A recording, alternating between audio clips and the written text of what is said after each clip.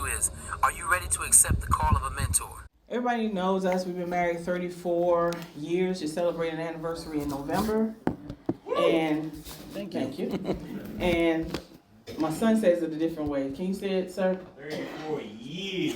Yeah. Appreciate that. And going into our 35th year, which is no small feat. No, it isn't. So, some that have been married longer than us, we glean from you, and we thank you for all of that. So, as we have notes, we have all of that. So, we want to just, we study to show ourselves approved. But we want to make sure that, God gets the glory in all that we do. Now, in our 34 years, everything that we're about to tell you, we had to be taught, right? We didn't jump in year 1 and know this stuff. We didn't jump in year 5 and know this stuff, right? We had to learn, we had to pray, we had to recognize who the enemy really was. Because I definitely thought it was him, right? Definitely thought it was him, and he thought it was me at times. Not as many, but at times. And so we had to recognize who the enemy was and what his job was. Then we had to recognize what our job was and what our purpose was for our marriage, right? I think I'm getting into a whole lot of stuff. Okay. But we had to come to realizations, and we're still learning. We have not, God knows, we have not arrived. Anybody been married a while? Have you arrived? No, we haven't arrived. Thank you for your honesty. We're learning. We're learning every day. Every day we're learning, and we're dying to self every day. Easier said than done many times. Jump in there, huh? Now I want to just tell you a little bit about ourselves and our marriage history. Not because I want to impress you, but I want you to know that we went through great lengths over the past years to study and prove for such a job to talk about marriage. And I like to tell people a lot of times, first, thanks for us. I'm thankful that we've been married 34 plus years. God gets all the glory. We have 4 children, our grandbaby, a son-in-law, and a brand new daughter-in-law who y'all just met a minute ago back there. We also, I have a bachelor's degree in leadership, and I'm a certified master life coach. And I don't say any of that to impress you, and specialize in relationships. My wife is the smarter of the two. She has a master's degree in marriage and family therapy and couples counseling. So you're going to get a little bit of both today. But I want you to tell you that so that some of the stuff that we share, some of it's from our personal experience, the other part is from education, and the other part is just God dropping deposits on us over time and time after again. So that leads us to where we are. We want to make sure that we'd be remiss if we don't give honor to my pastor that's gone on to the Lord, Pastor Ken Gary, and his wife, Pastor Nancy, who is sick today, not feeling under the weather today. But they have always believed in us in marriage, and we're just honored to serve. And then now we get to be blessed by 2 senior pastors, and Pastor Rodney and Aretha, that have always believed in our marriage, and we just want to honor y'all for even bringing us to share today. And so I was so thankful when my wife said, just so y'all don't be looking for Dwight and Angie to share, because we're not. We're about to depart. Because we go a lot of places and share, but when you're at home, it's a little different. And so we just want God to use our vessels today. For those of y'all that are moved by the Spirit a lot, then what I share may be a plus. Those of y'all that need the background and the note-taking part, then my wife is going to give it to you that way. So that's who we are, enough of us. And then we want to give you a definition. Both of us learned through our times of teaching and ministering different places that we need to know what a word or words mean before we talk about them. And so we study the words. And so we want to give you all a definition of strong marriage first. And so, babe, can you take over there? Yeah, so when I looked up the word marriage, right, there's many definitions of marriage. Many definitions. But what they all had in common were these things. Union, joined, ordained, intimate, mixture, oneness, right? So you're mixing 2 people and making them one. Man and woman. Covenantal. It's a Come on. covenant. It's a covenant. Legal and contractual, and this is one I love, missional. Your marriage is a mission. What is it here to do? It's here to do a lot of different things, really. Really, to help us become the person we're supposed to be. That's one thing. Because, you know, when we marry, our marriage is to look like God. When Amen. people see our marriage, not us, but see our marriage, is to look like Him. And when He made two people one, that was the first marriage ceremony when Eve came on the scene. So can someone help us real quick?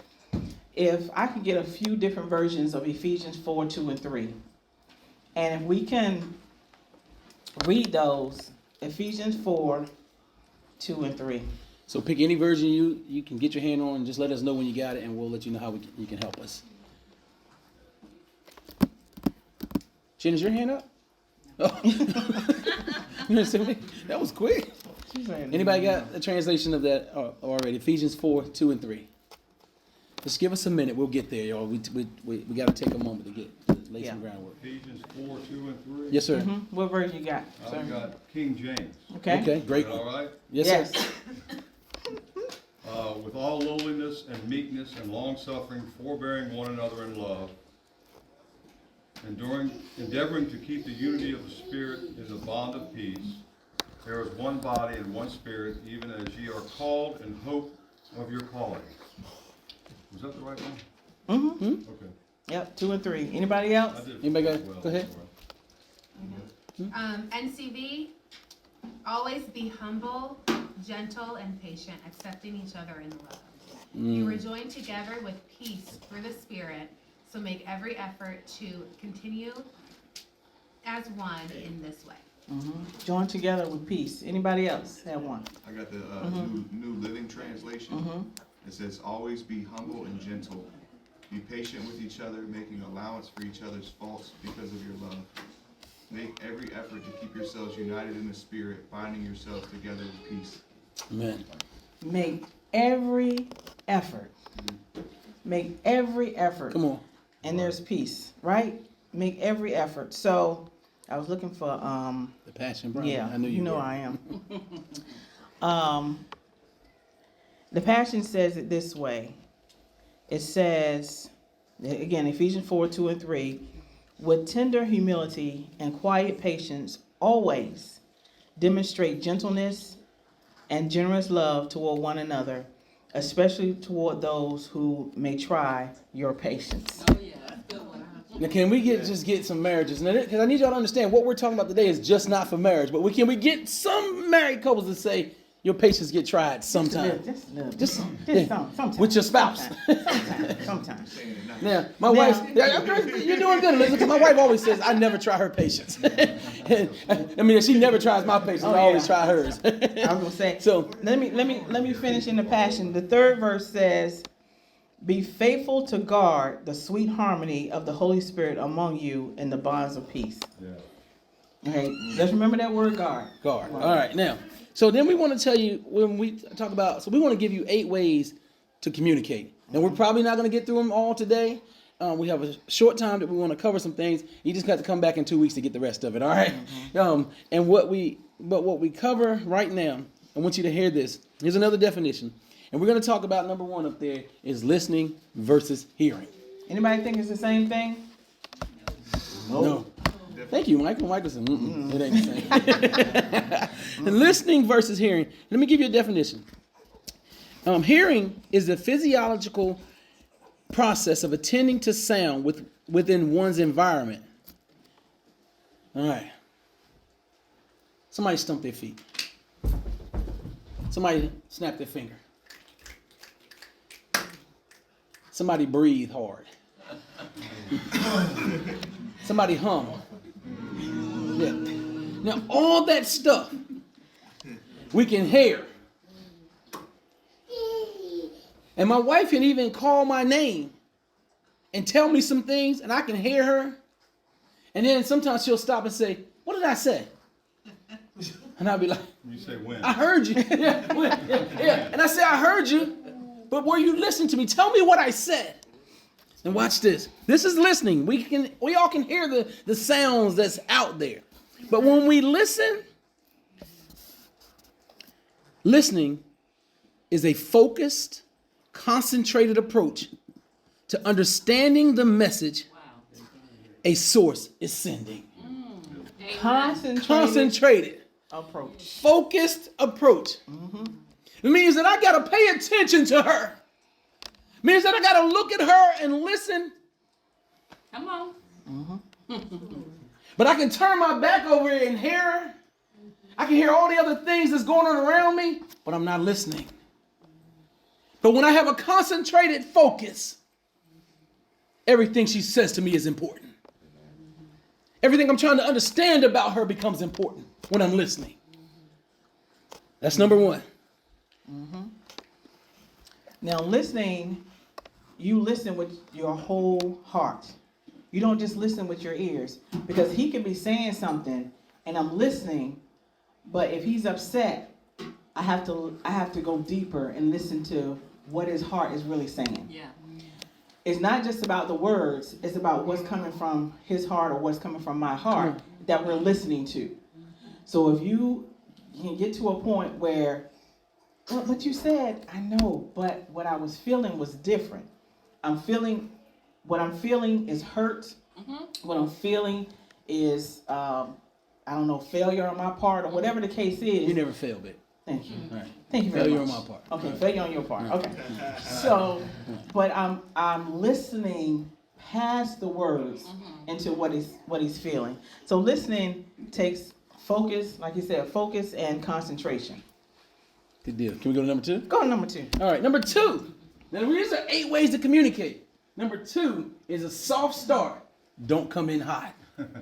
Now, we got some examples we want to use, and my wife is going to break this down for y'all. Now, you don't got to raise your hand, but just think, if you're a married couple, have you ever come in hot? Okay, thank you for raising your hand. And coming in hot is a different way, but she's going to give us some examples how you can soft start this. Because for one, she might not know my day, how I come in from work, or how I've been at home, how I could be off and I was setting up for the house, taking care of dinner, cooking, and she may have come in, because sometimes my wife come in from some counseling appointments. I mean, like, man, she'd be looking strange when she walk in the house. And she could come in hard. When I say strange, I mean that she done listened to some stuff. And she could come in with this hard exterior. I could come in her like, Blake, do you hear me? You know what I've been through today? No. He don't know. She doesn't know. Or I come in with this one. I just walk in the house and slam the door, and I just go to my bedroom and slam the door.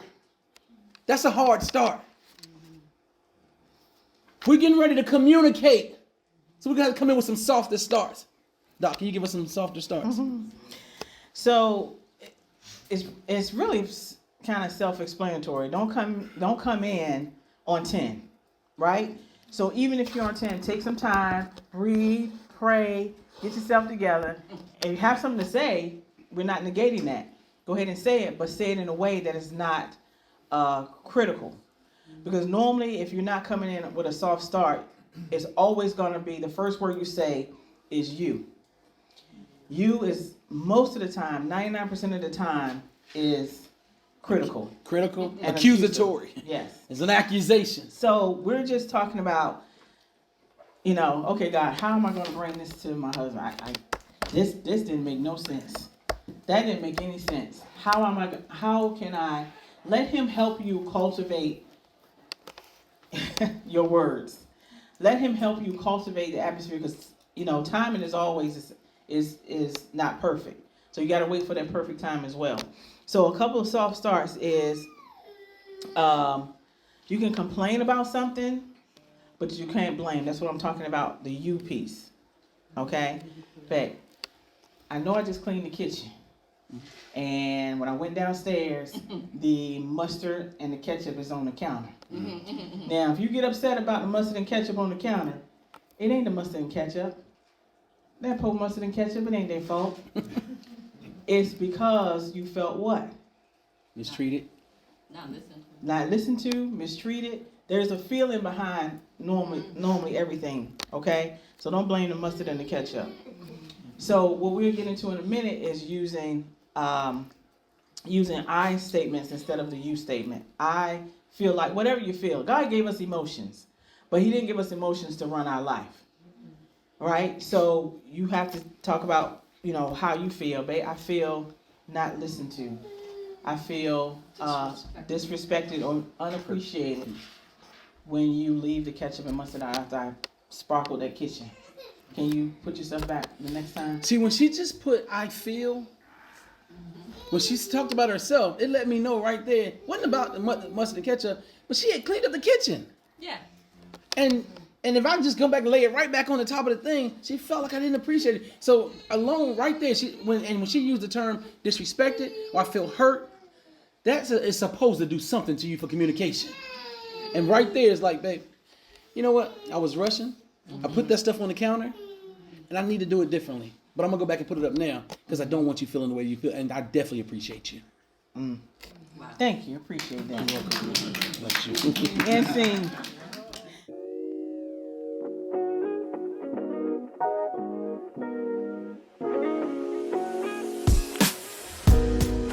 Thank you for listening to our podcast today, The Call of a Mentor. If you'd like to leave a positive comment or if you'd like to be on our show, please give us a call at 757-737-8714, or you can drop us a text message. You can also email us at communityservant85@yahoo.com. We look forward to hearing from you. The Call of a Mentor is a production of Marriage Mapp Ministries and EOVBAA in association with Overwhelming Victory Radio. Our executive producers are Dwight and Angela McDowell and Dr. Greg Glenville, with Andrew Fouts as our associate producer. To find out more about Overwhelming Victory Radio or to listen to any of our sister podcasts, visit overwhelmingvictory.org.